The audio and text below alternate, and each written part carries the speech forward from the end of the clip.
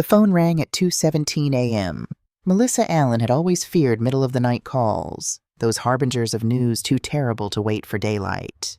Her trembling hand reached for the receiver on the third ring, heart already racing with that primal dread that comes before you even know why.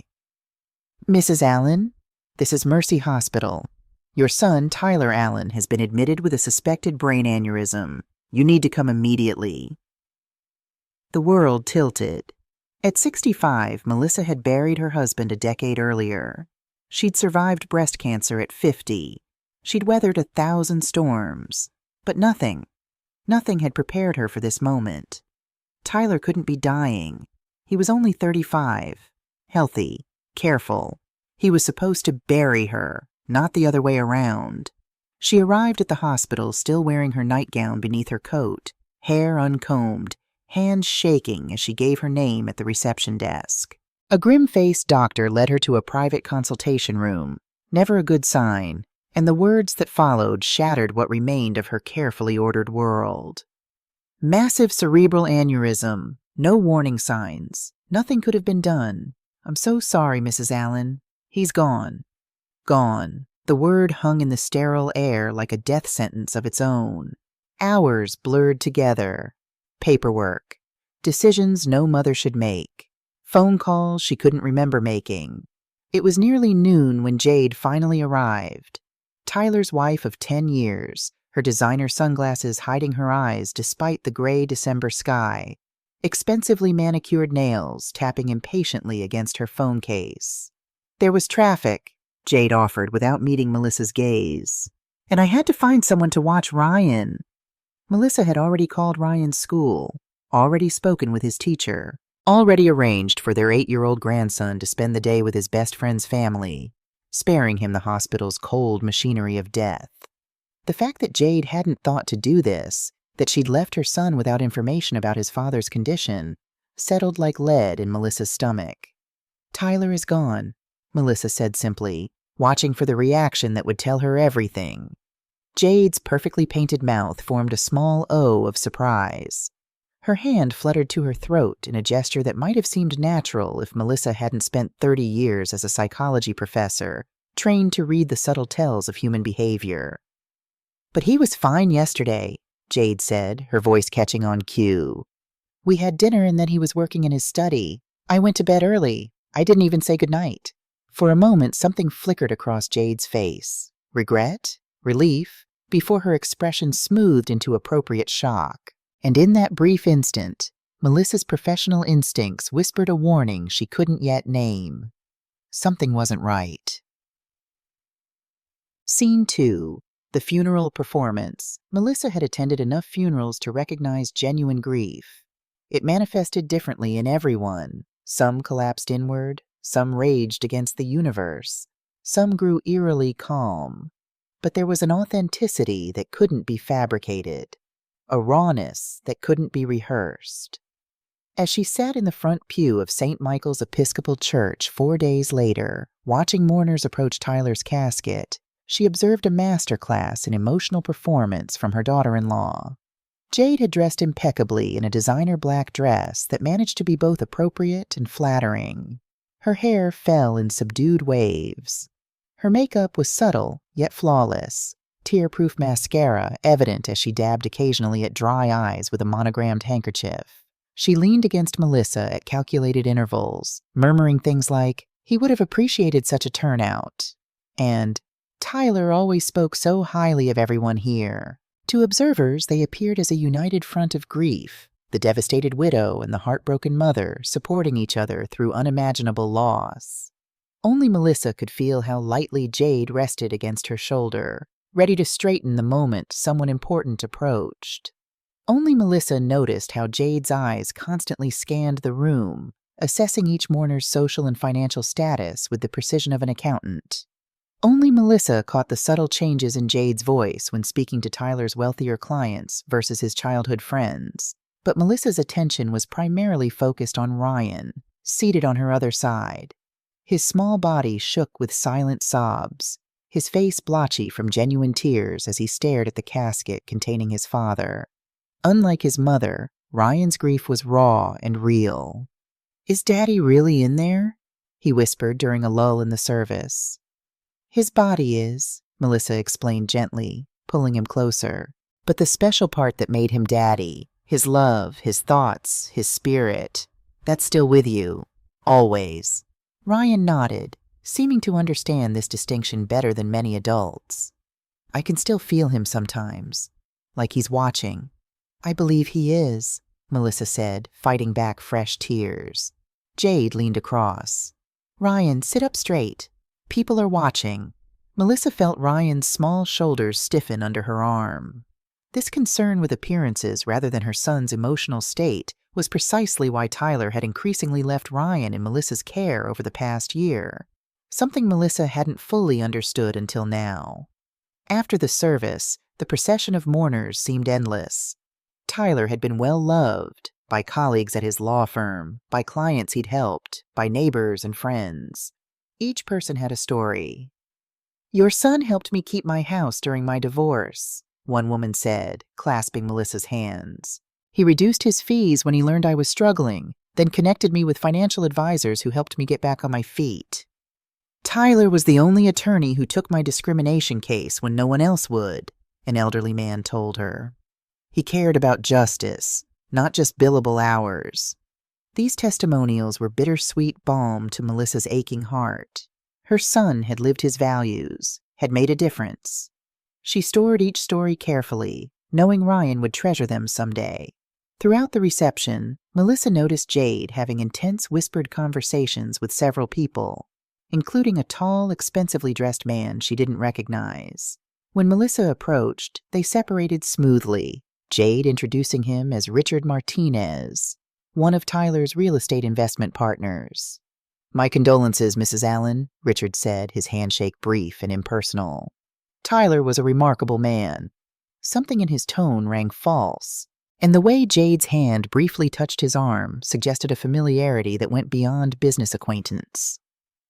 Melissa filed this observation away, her professor's brain automatically cataloging behavioral details even through her grief.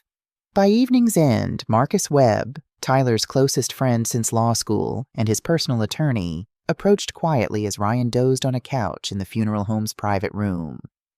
Melissa, could we speak privately for a moment? She followed him to a secluded corner, away from lingering mourners. Tyler left explicit instructions about certain matters, Marcus said, keeping his voice low. I can't go into details yet, but he asked me to tell you one thing immediately. He paused, choosing his words carefully. Trust your instincts about Ryan.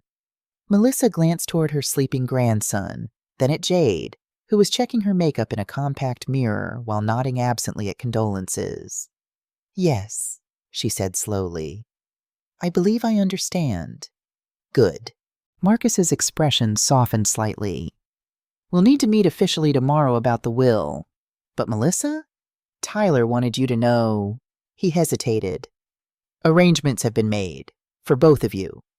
Before she could ask what he meant, Jade approached, her social smile firmly in place. Marcus, I hope we can resolve everything quickly, she said. I'm thinking of taking Ryan away for a while after this, a healing trip. Probably best to handle the estate matters promptly. Of course, Marcus replied neutrally. My office. Tomorrow at 2. As they prepared to leave, Melissa gathered Ryan into her arms, his slight weight a precious burden. Jade made no move to help, instead scrolling through her phone. 17 missed calls, Jade sighed. So many arrangements to make. Melissa studied her daughter-in-law's composed face, noting the absence of grief's telltale signs. No swollen eyes, no exhaustion of spirit, none of the physical manifestations of heartbreak currently crushing Melissa from within. What arrangements? She asked carefully. Life goes on, Melissa, Jade said, not looking up from her screen. Bills, accounts, notifications. Tyler handled everything. Now it's all on me. Not us. Not we'll figure it out together. The solitary me spoke volumes. As Melissa settled Ryan into her car, Jade had asked if she would keep him overnight, claiming she needed space to process, a strange sense of foreboding mixed with something else. Something that felt almost like Tyler's presence, urging her to stay vigilant, to watch carefully. to protect what he could no longer protect himself. "We're going to be okay, Ryan," she whispered to her sleeping grandson. "Somehow we're going to be okay." She didn't yet know how prophetic or how challenging that promise would prove to be.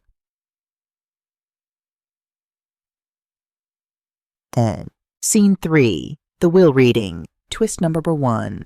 Jade's perfect composure slipped for the first time as she sat in Marcus Webb's office the day after the funeral. Melissa watched her daughter-in-law's face cycle through emotions, first smug satisfaction, then confusion, and finally thinly veiled outrage, as Marcus continued reading the will's provisions in his measured professional tone. "Not exactly," Marcus corrected when Jade interrupted with a confident, "So Tyler left everything to me." He adjusted his reading glasses.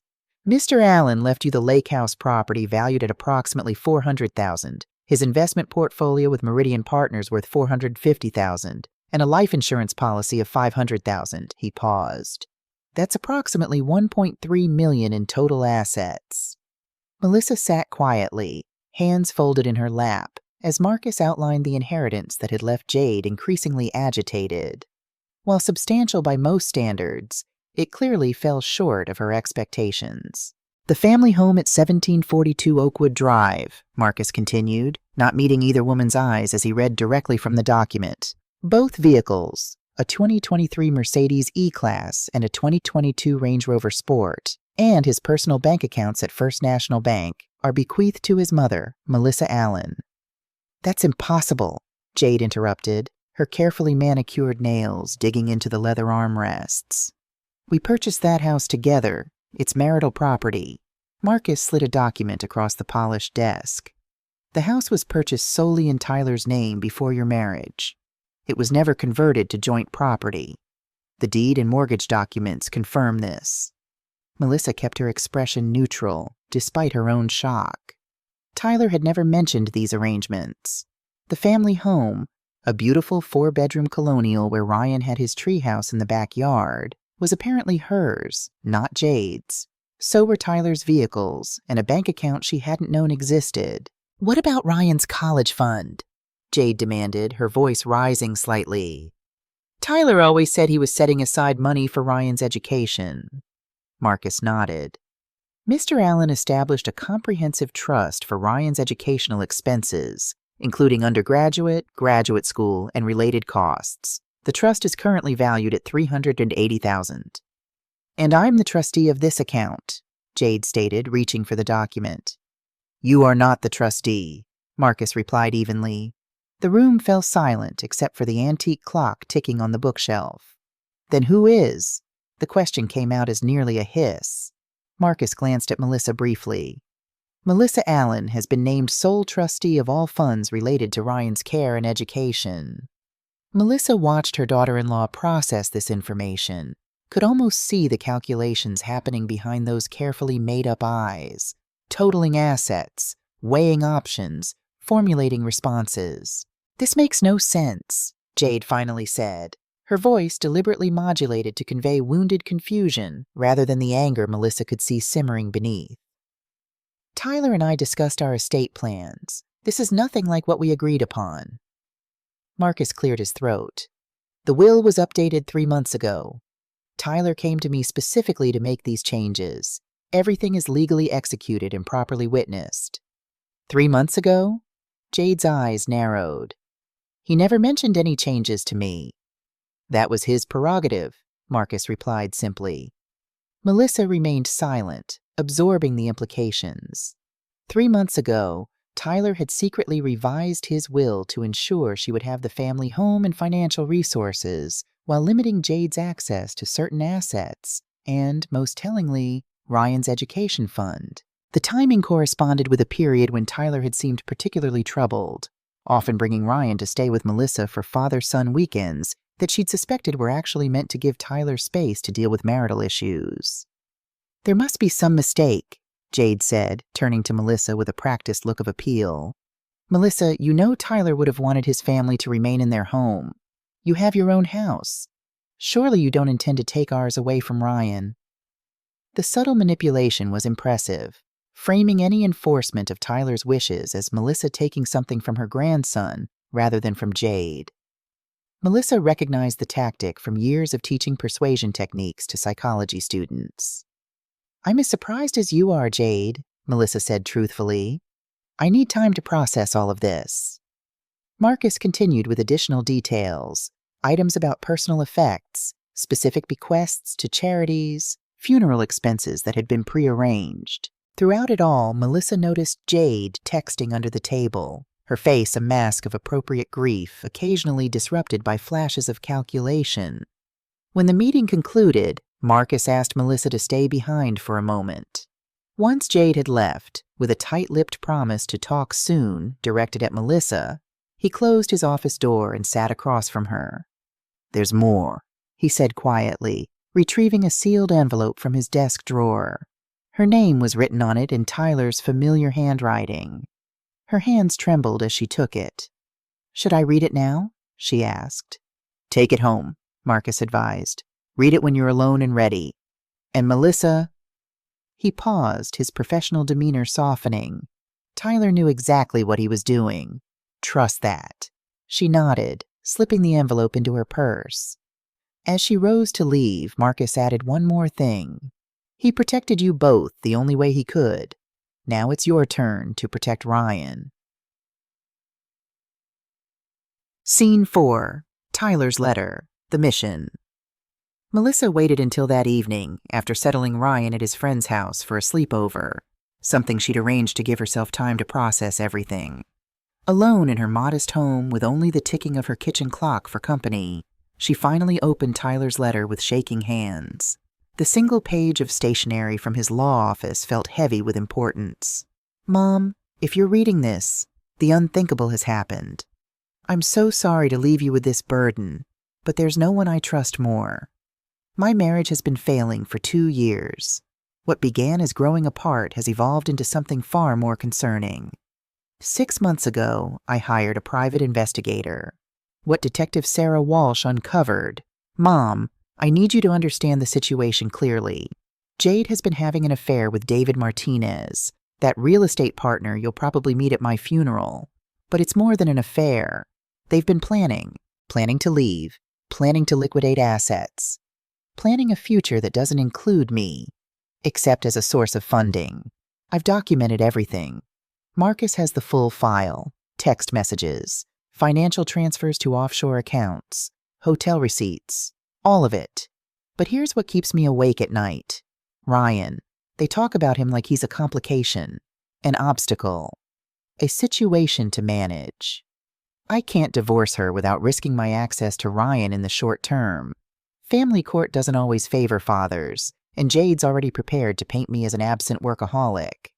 So I'm taking a different approach, ensuring that if something happens to me, you have the legal standing and resources to protect him. The house, cars, and bank accounts aren't really for you, Mom. They're tools. Legal leverage to ensure Ryan has one stable, loving parent figure if I'm not here. Jade will fight this. She'll try to manipulate you. That's her particular skill. Don't let her know what you suspect. Watch and wait. Document everything regarding Ryan's care. I've left additional instructions with Marcus. Follow his guidance. And Mom, trust your instincts. You taught me to see people clearly, to plan ahead. I'm counting on those same qualities now to protect my son. I love you both more than words can express." Tyler Melissa pressed the letter to her chest as tears flowed freely.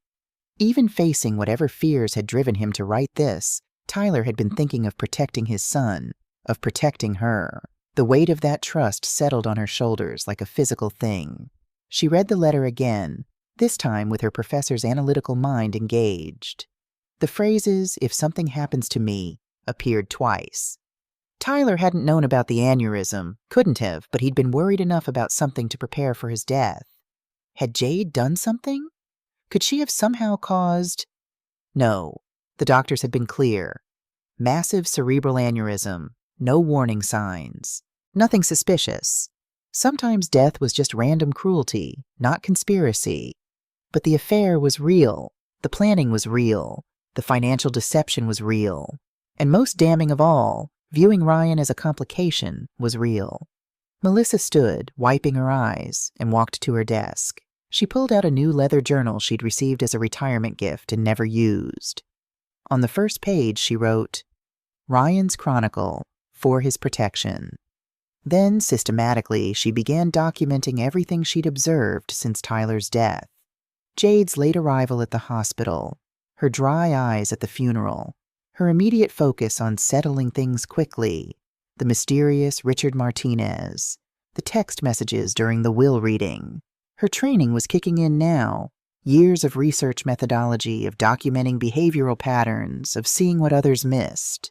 Tyler had given her a mission, and she would not fail him. For Ryan, for Tyler, for justice. The game, though she didn't fully realize it yet, had begun. Scene 5. The First Move. 2 days later, Jade called with a request that Melissa had been expecting. "Melissa, I hate to impose, but I'm drowning in estate paperwork and insurance claims. Would you mind keeping Ryan for a few days, just until I can get organized?" "Of course," Melissa replied, keeping her tone warm and accommodating. "Bring him whenever you're ready."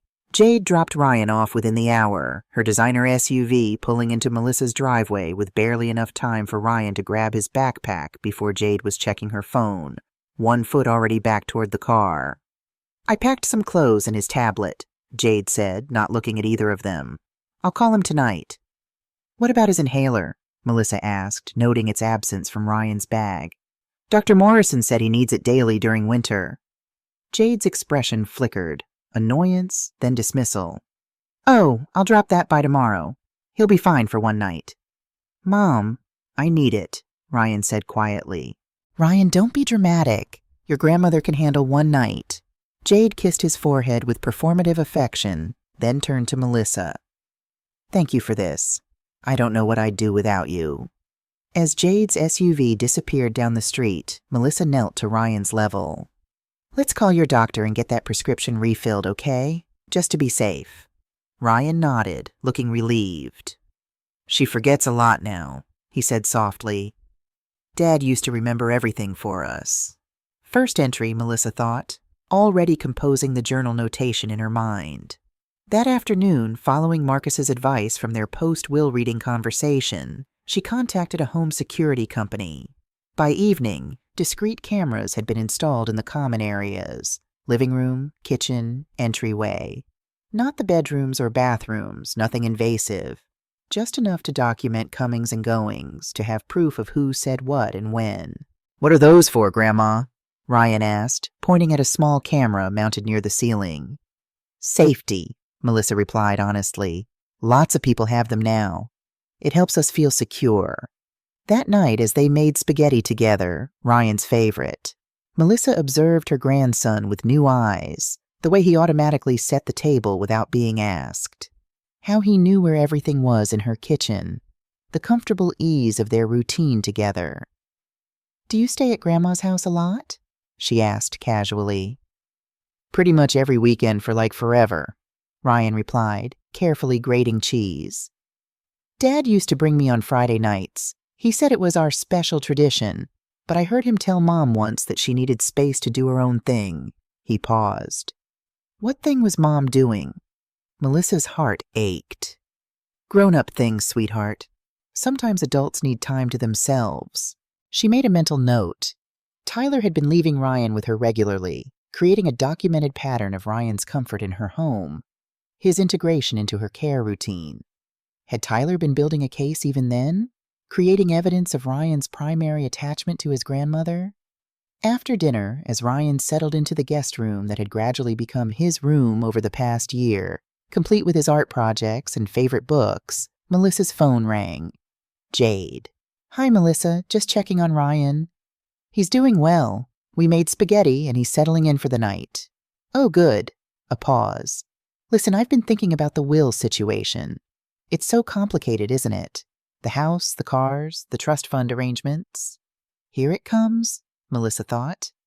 "Maybe we could simplify things," Jade continued, her voice carefully casual.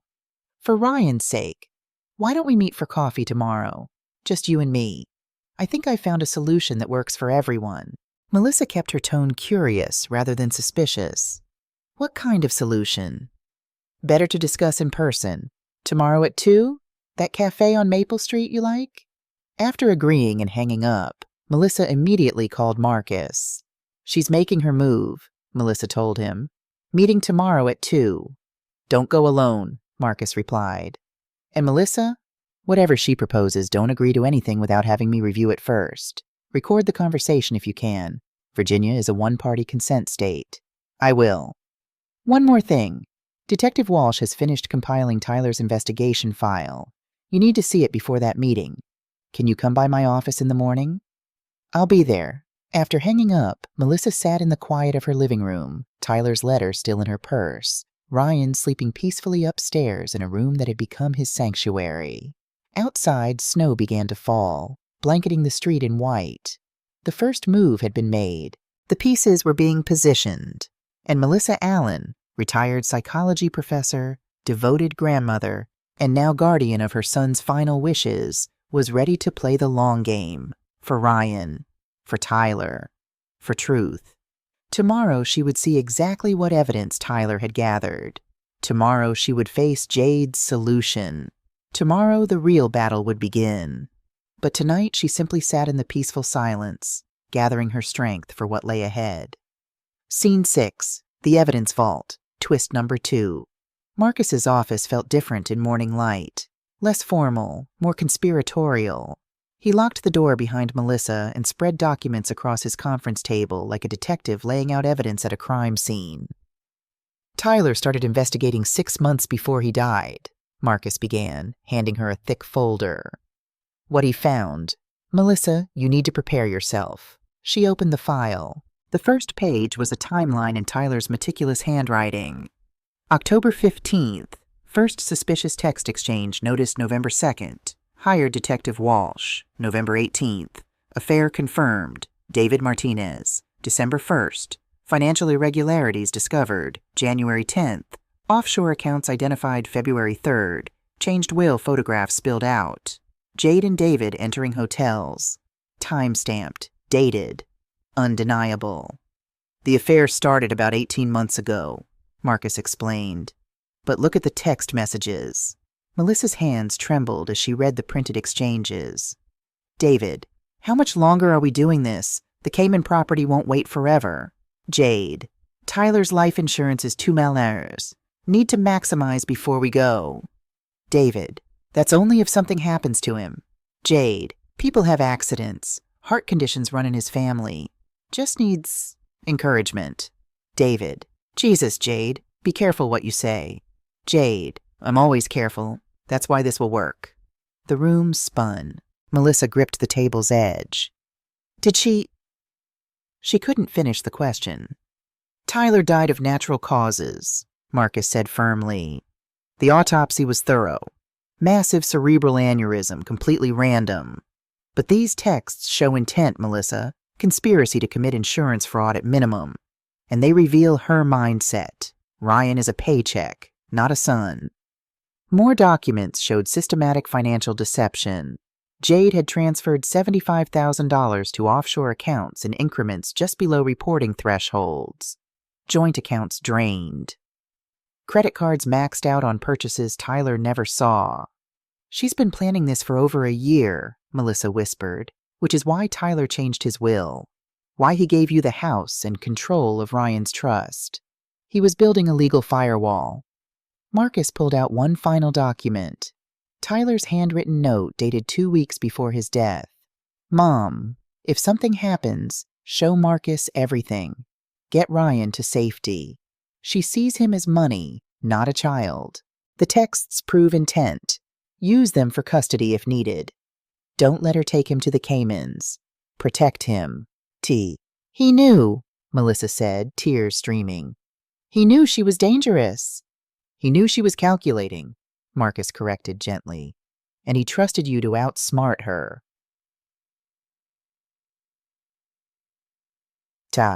Scene 7. Coffee shop manipulation. The cafe on Maple Street was Jade's choice. Upscale, quiet. The kind of place where conversations felt private, but were actually public enough to discourage scenes. Melissa arrived with her phone recording in her purse, Marcus's warnings fresh in her mind.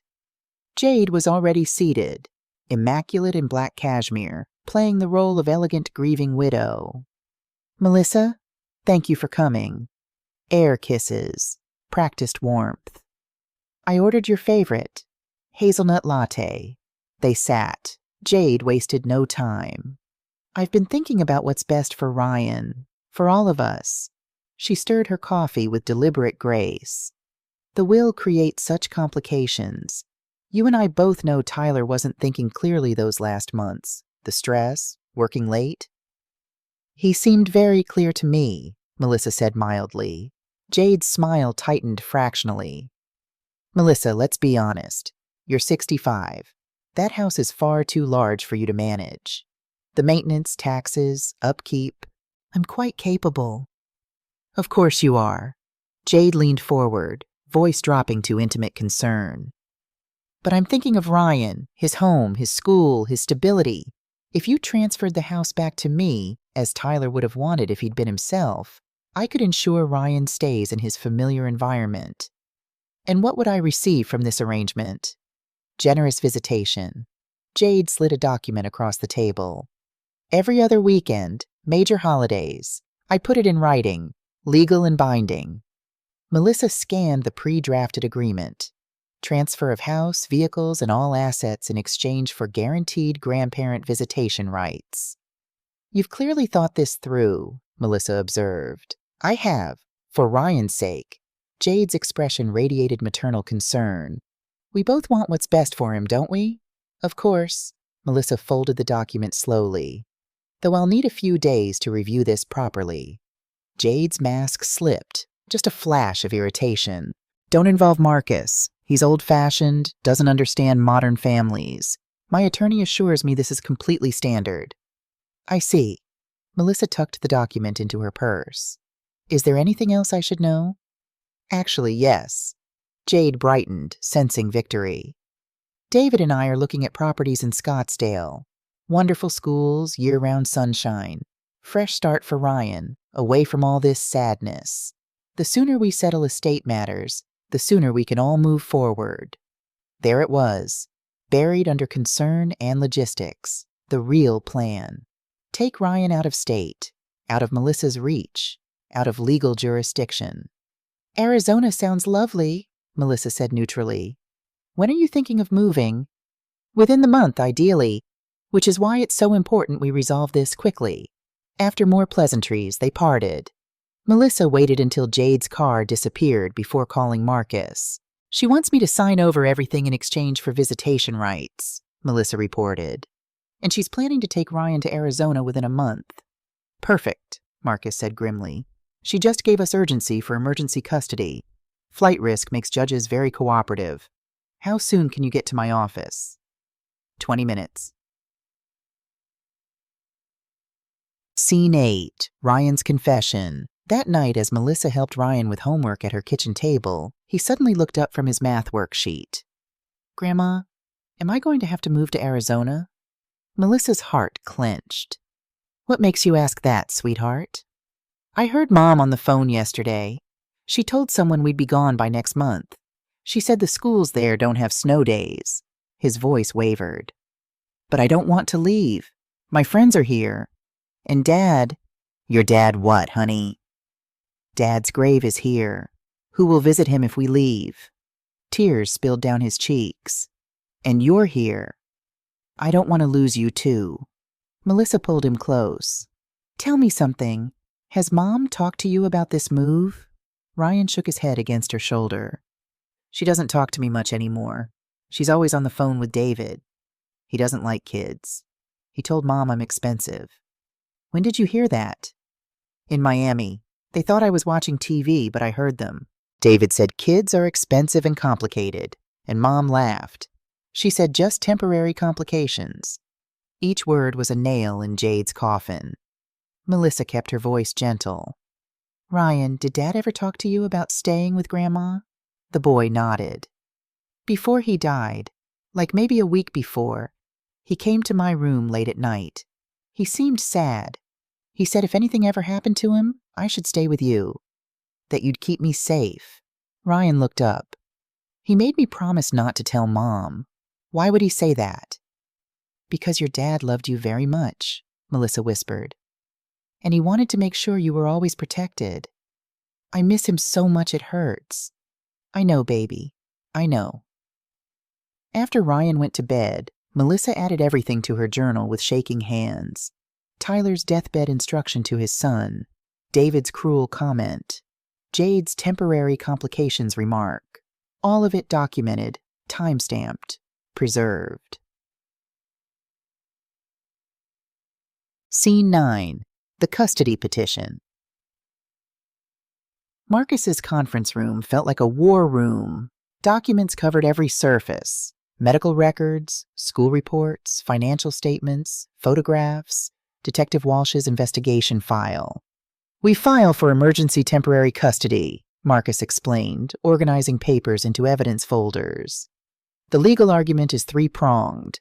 Tyler's clear intent through the will and his instructions to Ryan, Jade's demonstrated pattern of neglect, and imminent flight risk. Will a judge actually grant this? Melissa asked. Judge Catherine Carlton handles emergency family cases. She's tough but fair. With this evidence, Marcus gestured at the mountain of documentation. She'll grant a hearing at minimum. The texts about encouraging Tyler's death will get her attention. The offshore accounts show financial deception. The Arizona move shows flight risk. And Ryan's own statements about fear and neglect. He's 8 years old, Melissa interrupted. Does he have to testify? Not initially. Dr. Patricia Foster, court-appointed child psychologist, will interview him at school next week. Neutral setting, age-appropriate conversation. Her evaluation will carry significant weight. Melissa studied the petition Marcus had drafted. It was clear, factual, devastating. Every claim backed by evidence. Every assertion documented. When do we file? She asked. Tomorrow morning. Jade will be served by end of day. Emergency hearing is set for Monday, 3 days from now. She's going to be furious. She's going to be dangerous, Marcus corrected. Melissa, when she's served, you need to be somewhere safe. Karen Morrison's house, maybe. Don't be alone. What about Ryan? The petition includes a provision for Ryan to remain with you pending the hearing. The server will explain that to Jade. Legally, she can't remove him from your care until the judge rules. Melissa nodded, overwhelmed but resolute. Let's do it. File tomorrow. Scene 10. The storm breaks. The phone call came at 2:47 p.m. Friday. Jade had been served. You bitch! The scream was so loud Melissa held the phone away from her ear. How dare you try to steal my son? Jade, I can't discuss. I'll destroy you. You'll never see Ryan again. I'll take him so far away you won't even... This conversation is being recorded, Jade. Melissa kept her voice steady. You need to speak with your attorney. A dangerous pause, then quieter, more chilling. You have no idea what I'm capable of. The line went dead. Within an hour, Marcus called with updates. Jade had withdrawn $50,000 cash from Tyler's remaining accounts. Booked flights to Grand Cayman departing Monday morning, the day of their hearing. Attempted to pick up Ryan from school but was blocked by office staff following the court's interim order. She's panicking, Marcus said, making mistakes. I filed for an immediate restraining order and passport hold. Judge Carlton moved the hearing to tomorrow, Saturday, due to flight risk. Tomorrow? Melissa's stomach dropped. 9 a.m. Bring Ryan's overnight bag. If she rules in our favor, he'll need his things. That evening, Jade showed up at Melissa's door, unannounced, fury radiating from every pore. This is my house, she spat, pushing past Melissa into the foyer. Actually, the deed says... I don't give a damn what the deed says. Tyler was my husband. Ryan is my son. Then act like his mother, Melissa said quietly. Jade stepped closer, dangerous. What did you just say? You heard me.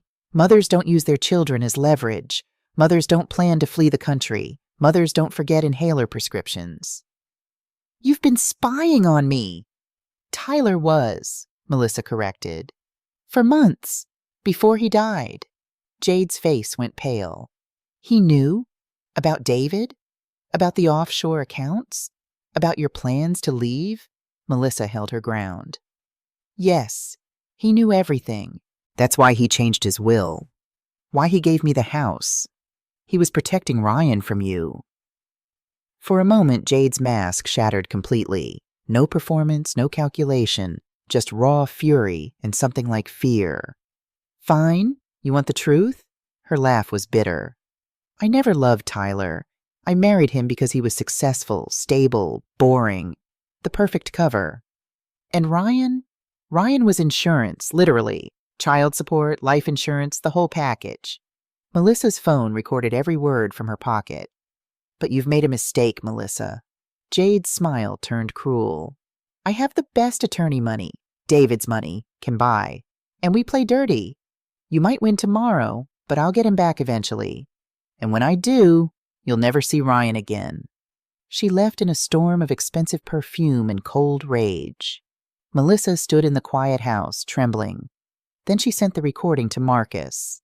His reply came immediately. Perfect. This seals it. See you at 9 a.m. 10. Scene 11. Emergency custody. Hearing climax number 1. Judge Catherine Carlton's courtroom was smaller than Melissa had imagined, but the woman behind the bench radiated authority. Stern-faced, 60-something, with steel-gray hair and reading glasses that she peered over with devastating effect. This is an emergency hearing regarding temporary custody of minor child Ryan Allen, Judge Carlton stated. Let's proceed efficiently. I've reviewed the preliminary filings. Mr. Webb, present your case. Marcus stood. Your Honor, Tyler Allen was a meticulous attorney who knew exactly what he was doing when he revised his will 3 months before his untimely death. He was protecting his son from a mother who views him as a financial asset rather than a child. We have documented evidence of neglect, financial deception, and plans to flee jurisdiction to a non-extradition country. Jade's attorney, Gerald Winter's expensive suit, sharper features, countered smoothly. Your Honor, my client is a grieving widow being targeted by an interfering mother-in-law exploiting temporary chaos. Mrs. Allen is 65 years old. Surely the court won't remove a child from his biological mother and place him with an elderly relative based on hearsay and— The evidence isn't hearsay, Mr. Winters, Judge Carlton interrupted. I've reviewed it. Proceed, Mr. Webb. Marcus presented methodically. Medical records showing missed prescriptions. School counselor reports documenting Ryan's anxiety. Financial records proving offshore transfers. Flight bookings to the Caymans. Then came Dr. Foster's evaluation, delivered via written report. Ryan exhibits elevated anxiety when discussing his mother. He expressed fear of being sent away and demonstrated clear attachment to his grandmother as primary source of emotional support. Gerald Winters objected, deflected, reframed.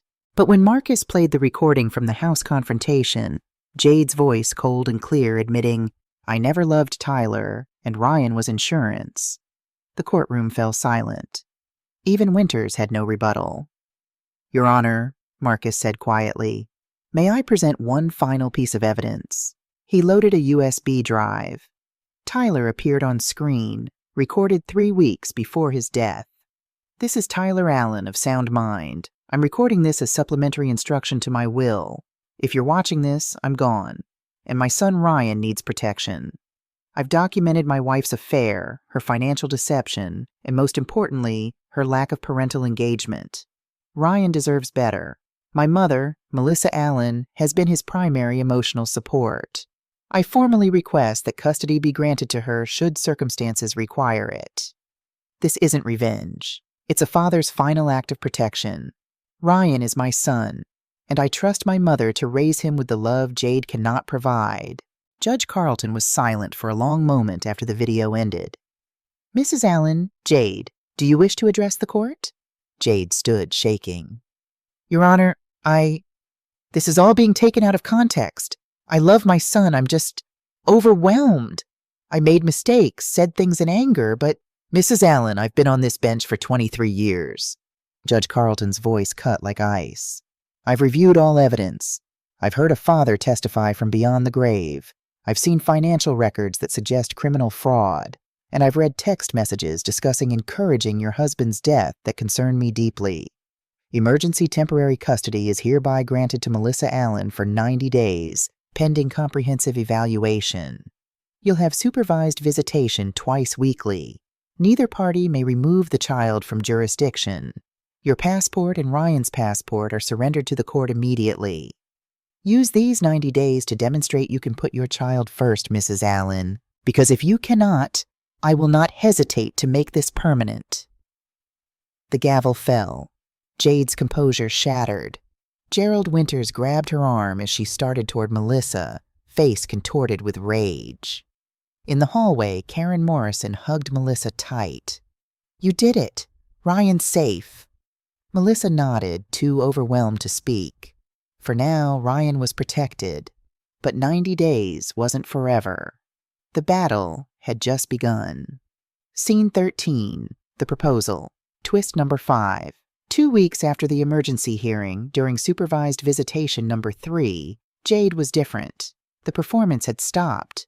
No perfect makeup, no designer clothes, just jeans and a simple sweater, hair pulled back, face bare of artifice.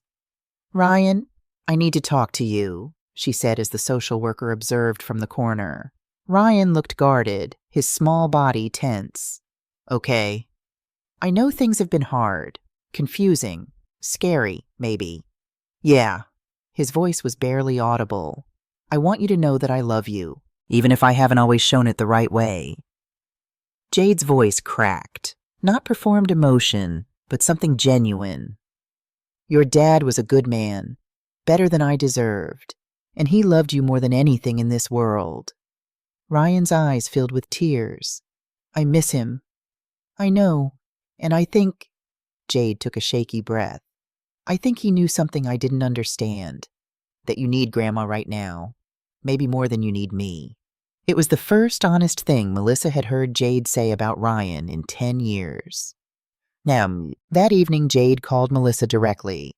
Can we meet? Just us. No lawyers. Her voice was subdued, exhausted. Please, I'm not trying to fight anymore. Against Marcus's advice, Melissa agreed. They met at Riverside Park the next afternoon, the same bench where Tyler used to bring Ryan to feed ducks. The irony wasn't lost on either of them. Jade spoke first, staring at the water. I'm signing over custody. Full, permanent. No more hearings, no more battles. Melissa's breath caught. What? David and I are moving to Grand Cayman next month. The resort development is real, it's massive, and it's going to take at least 3 years. Jade turned to face her. And Ryan deserves better than I can give him. Why this sudden change? Jade laughed bitterly. It's not sudden, Melissa. I've known for a long time I'm not cut out for motherhood. I just refuse to admit it. She picked at her nail polish. Tyler used to say I had a deficit of maternal instinct. He was right. You could try. I did try. Jade's voice rose, then fell.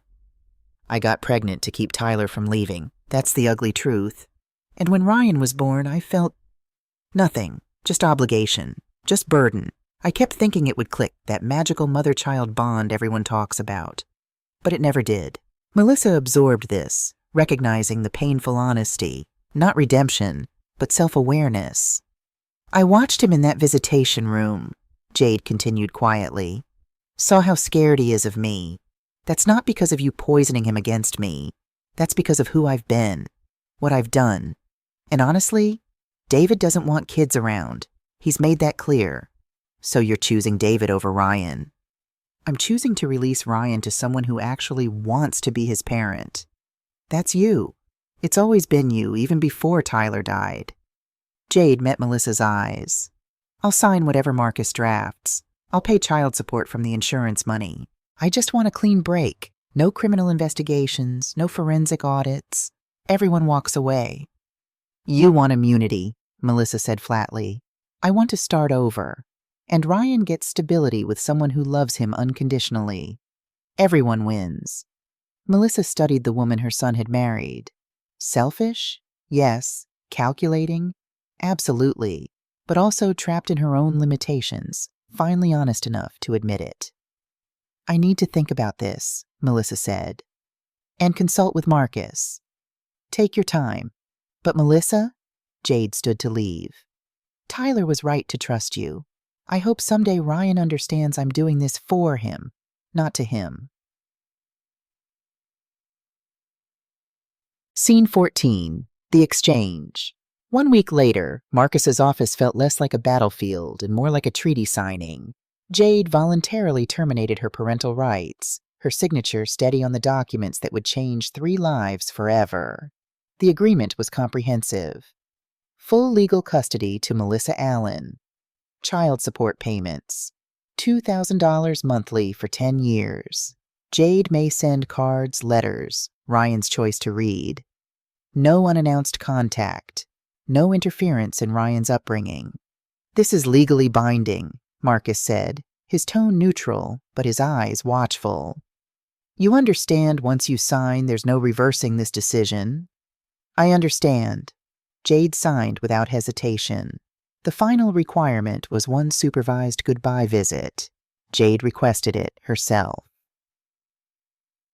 At the family center, Ryan sat across from his mother while the social worker pretended to do paperwork in the corner. Melissa waited in the hallway, close enough if Ryan needed her. Ryan, I'm going away, Jade said softly. For a long time. Maybe forever. Are you coming back? His voice was small. No, I don't think so.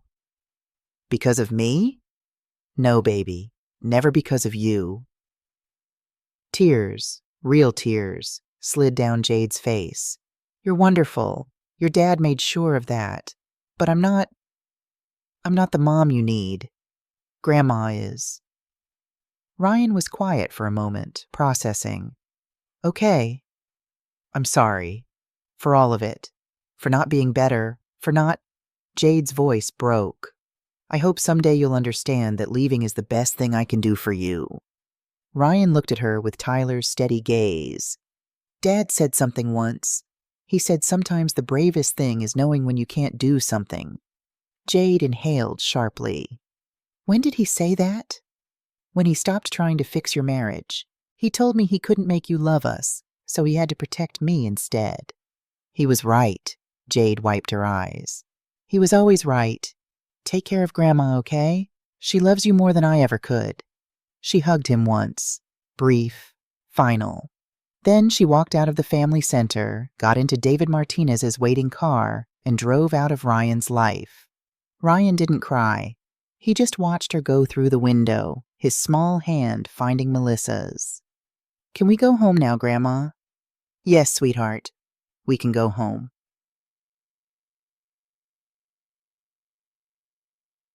Scene 15. 6 months later, spring came to Virginia with cherry blossoms and renewed life.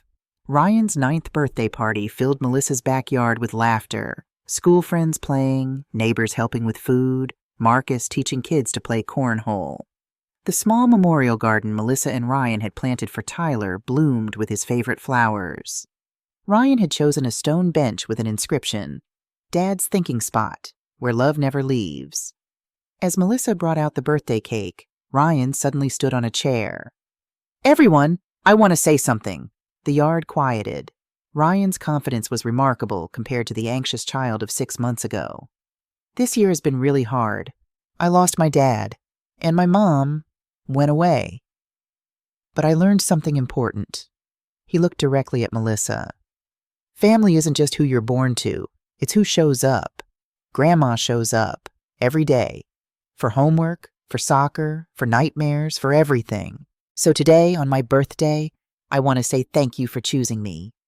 Melissa's tears came unbidden as the backyard erupted in applause. Karen Morrison squeezed her hand. Marcus raised his glass in a silent toast.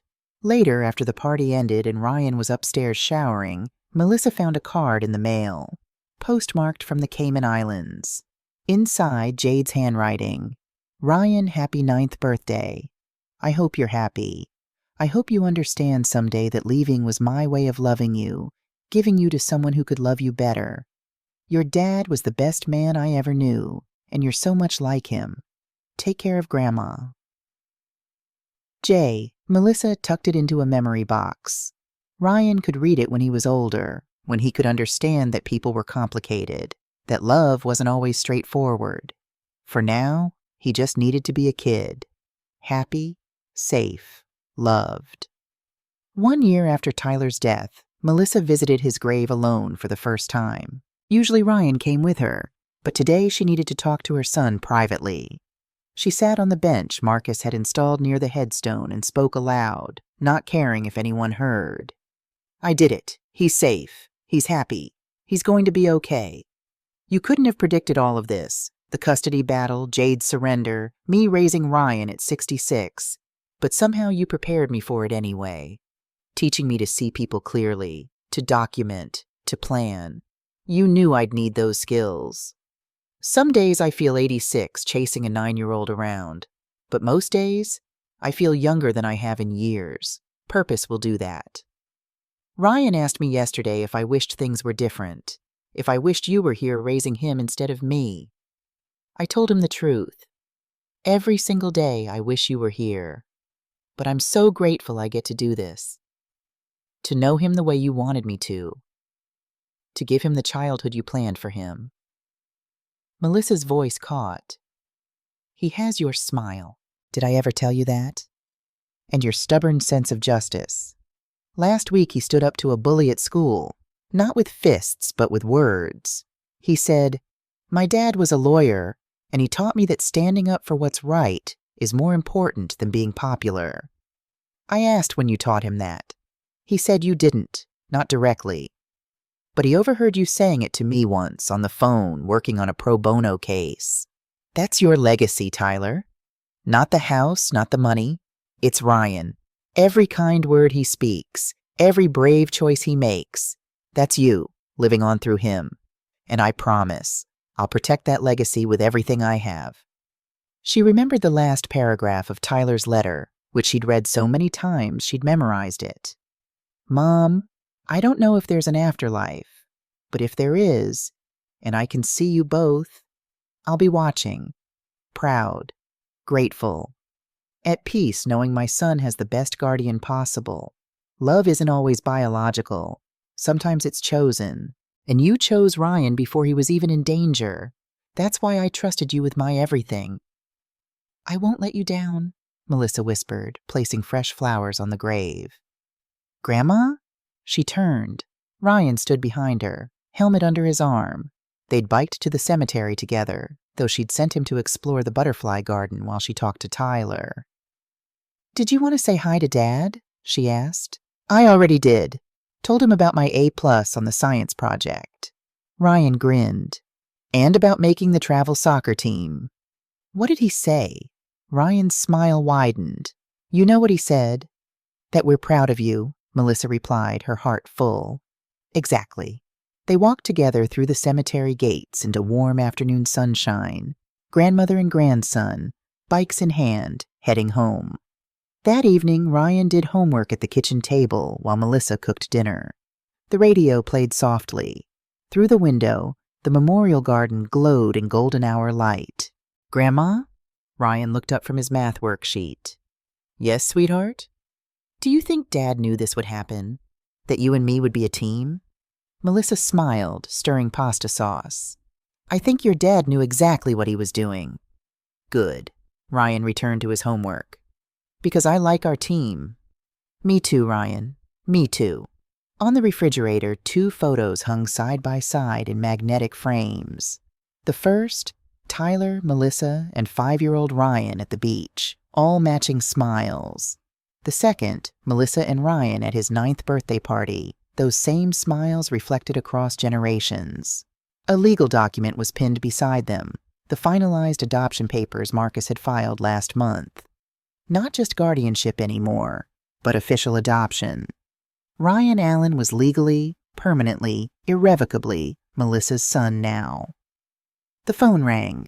Karen Morrison, inviting them for Sunday brunch. Marcus texted about Ryan's soccer game schedule. Doctor. Foster sent her quarterly check-in, noting Ryan's remarkable progress. The community they'd built, not of blood but of choice, surrounded them with love. As Melissa tucked Ryan into bed that night, he looked up at her with Tyler's eyes. "I miss Dad," he said. "But I'm not sad anymore. Is that okay?" "That's more than okay, sweetheart. That's healing. Your dad would want you to be happy." "I am happy." Ryan yawned. "Are you happy, Grandma?" Melissa thought about the unexpected path that had brought them here. The midnight call that shattered her world. The battle that followed. The grandmother who became a mother again at 66. "Yes," she said truthfully. "I'm very happy." She kissed his forehead, turned off the light, and stood in the doorway watching him drift to sleep. Safe, loved, home. Tyler's final gift hadn't been the house or the money or even the legal protections. It had been trust. Trust that Melissa would fight for his son. Trust that love, real love, would prevail over manipulation and selfishness. Trust that families could be built from courage and choice, not just biology and obligation. And she had proven worthy of that trust. Downstairs, Melissa opened her journal one last time, turning to the final page. She wrote, 1 year later, Ryan is thriving. The nightmares have stopped. His grades are excellent. He laughs easily now. He talks about Tyler with joy, not just grief. We've built something beautiful from the ashes of tragedy.